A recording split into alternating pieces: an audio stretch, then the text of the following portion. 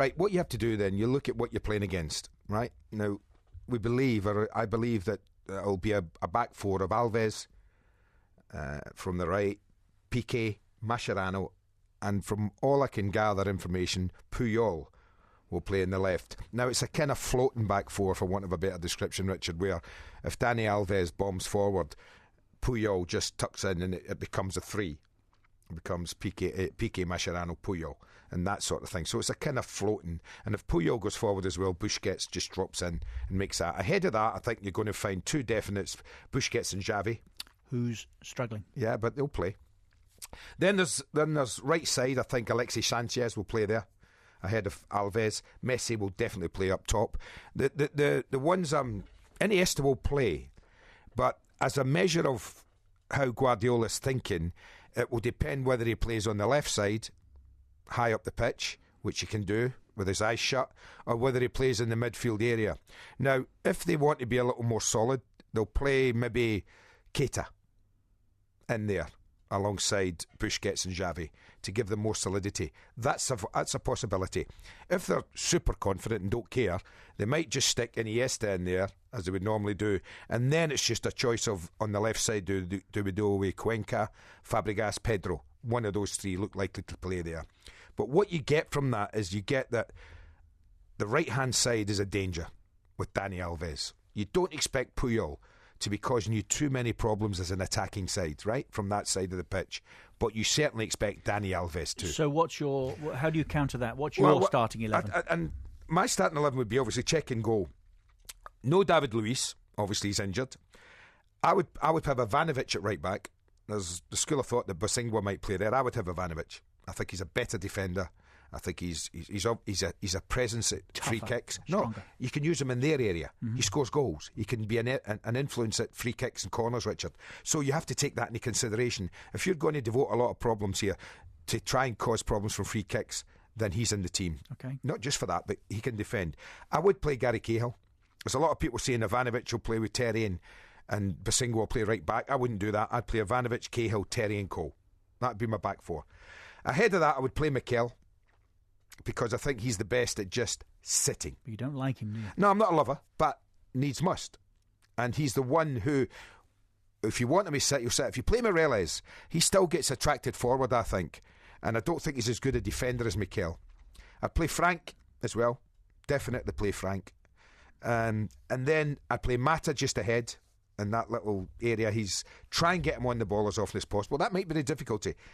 Then, what I'd do, if it was me, I've said to you that problems that Alves could cause down the right-hand side with Sanchez, and tandem with Sanchez.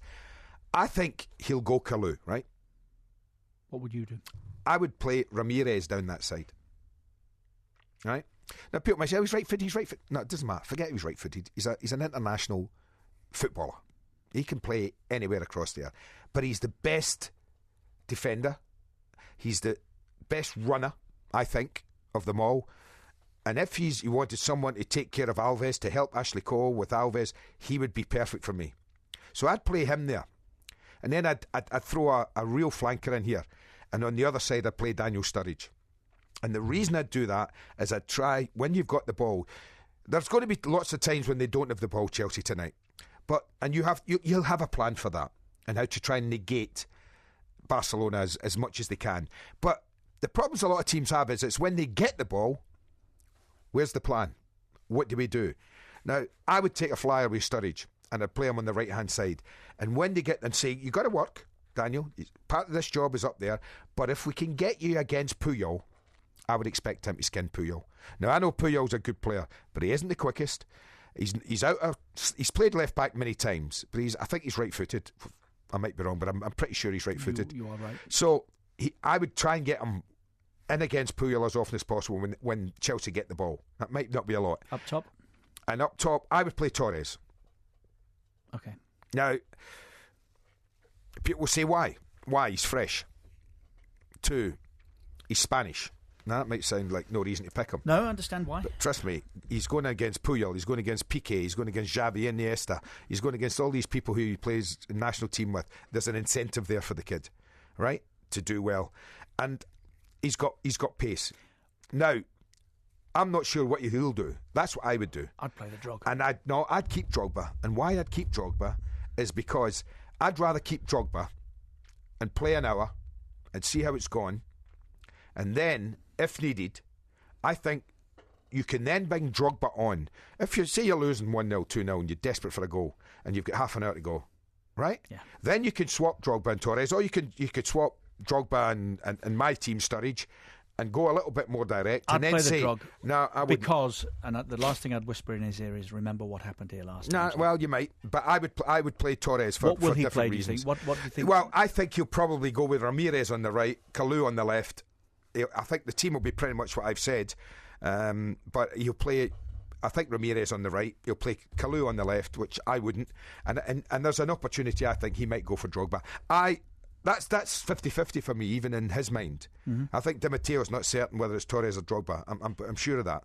But if it was me, and if you're a player who's got happy memories of scoring against a team, I mean, Lawrence touched on it there when he was sat with us, and he said, well, it's 2005 since he scored against, but he hasn't played against Barcelona since.